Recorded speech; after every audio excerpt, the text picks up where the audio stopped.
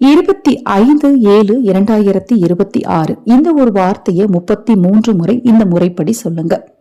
இந்த வார்த்தையை நீங்க சொல்றதுனால தடைகள் நீங்கும், மன நிம்மதி கிடைக்கும், தடைப்பட்ட காரியங்கள் கூட கைக்கூடி வர்றத உங்களால கண்கூடா உணர முடியும்.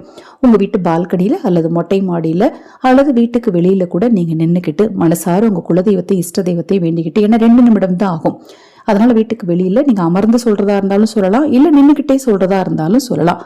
வானத்தை பார்த்து முதல்ல உங்க வேண்டுதலை வச்சுட்டு கண்களை திறந்து கொண்டு, கண்களை மூட வேண்டாம், கண்களை திறந்து கொண்டு சுபம் சுபம் சுபம் அப்படின்னு 33 முறை சொல்லணும்.